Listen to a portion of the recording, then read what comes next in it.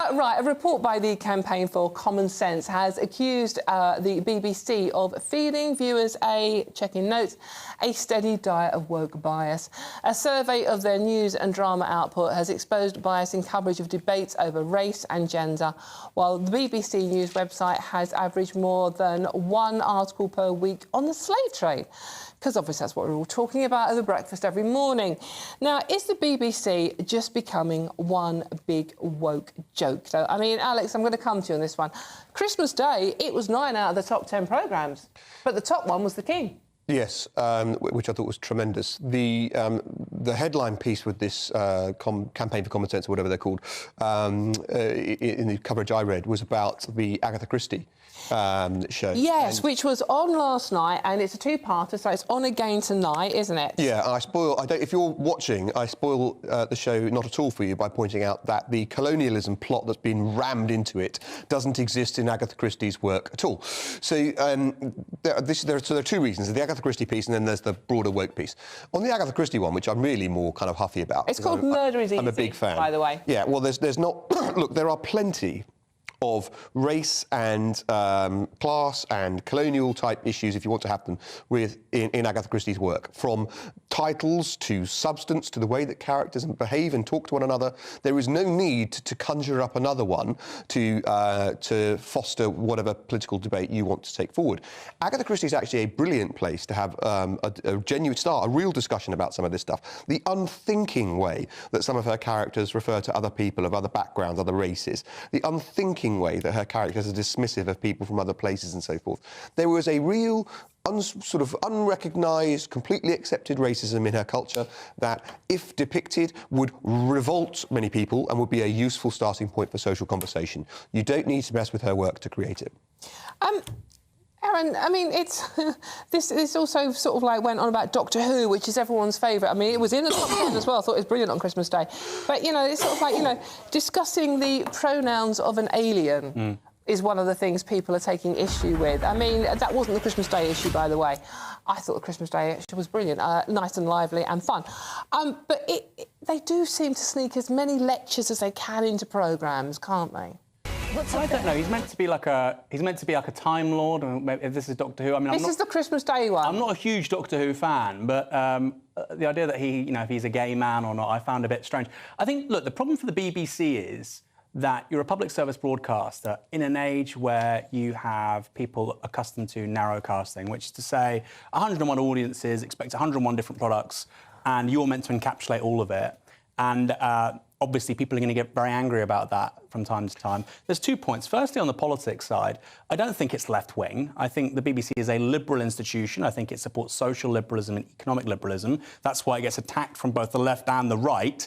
I think it's hard to say that it's left-wing. Does it get attacked by the left that much? Oh, yeah, massive. Yes, plenty of leftists think it's a Tory organisation. Yeah, that's so much. They're obviously wrong, but they do think that. Well, I think they're both wrong and both right, these criticisms. So, for instance, BBC Question Time, the person has on there more than anybody else, Nigel Farage. And they should do. He's been a massive political figure in this country. But the claim that, you know, it's a left-wing organisation when Farage or Fraser Nelson from The Spectator is on there as much as anybody else, if not more so, I find hard to sort of swallow. Then on the cultural stuff, I think there is a tendency, again, because it's a public broadcaster, it's trying to set the political temperature on a whole bunch of issues, which is obviously going to get some people's backs up. But I think there's a balance here. You know, if you're Newsnight, you're BBC News, you do want to take risks from time to time. The worst thing you want to be doing is producing boring TV, which nobody talks about.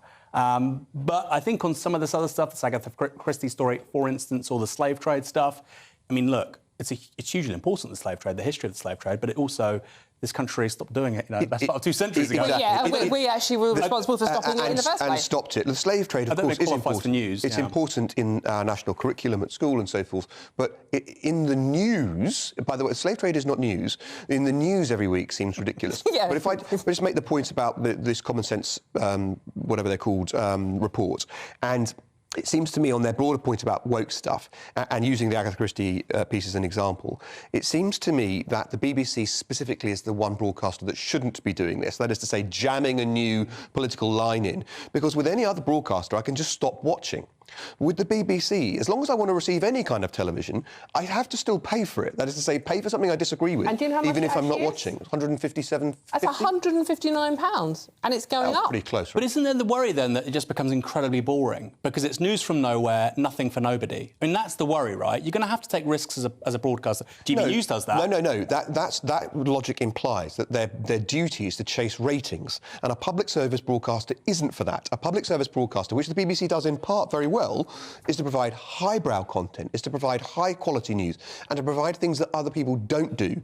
So if they go down that line and they're honest about it and open and say, we don't care about ratings, well, they do deeply, we don't care about ratings, we're trying to produce better quality content, that in my view would be a proper public service broadcaster. I mean, it's living proof that they care about ratings because they got rid of Carol Vorderman, who was saying things against the government on BBC Radio, but they still support Gary Lineker, 1.35 million, for saying exactly the same thing. A lot of because he license pulls in the ratings. Yeah, that's unambiguously correct.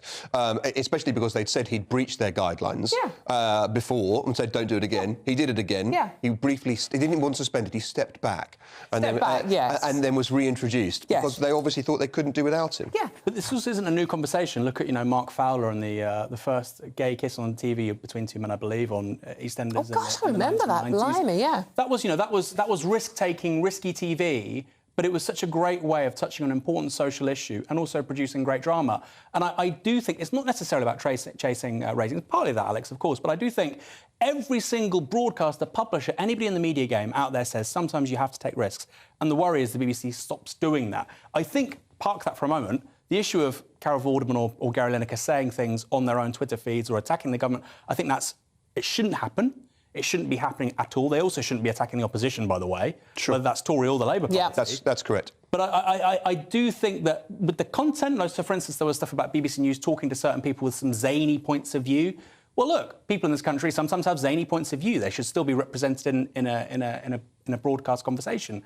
So I think you want to disaggregate various points here. I think the BBC gets a lot right. I think radio, fantastic. I think it's TV, particularly its current affairs journalism, not very good, frankly. And to me, it seems that they are constantly chasing the young market. Yeah. Okay? But the actual facts are that 35% of under 30s never watch the BBC. So are they in danger of, ignoring the people that are watching it that don't want to discuss the daily... They're not in danger of it. They are doing that. They are ignoring their actual audience. And I think that's a dreadful shame. I mean, Newsnight, which many of us will have watched over the years, is now coming to an end. And many people will deplore that. But the honest and sad truth is almost nobody watches it. No. This is the thing. I mean, if you watch the kids one, it's where they were teaching them how many genders there were. Right. Rather than just letting them watch colourful cartoons. The Horrible Histories one as well was great, wasn't it, recently, with the... I'm half Iranian. I'm quite open to the fact that, Iranians haven't been in Britain forever. That's just a fact.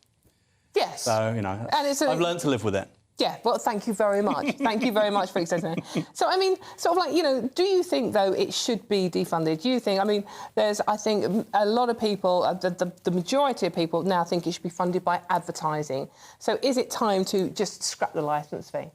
I don't think the licence fee is going to be sustainable as a model, and I don't think it's actually in the BBC's interests to continue with the licence fee, because as more and more people watch more and more different things, and as more and more people watch channels in ways that they've actively chosen to watch, it just becomes increasingly obsolescent, I think. Actually, if you were trying to defend the BBC and you were being radical about it, the first thing you'd do is get rid of the licence fee. Aaron, one word? So tough.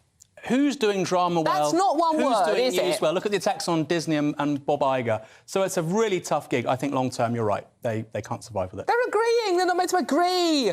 You can always watch GB News in any case. Much better.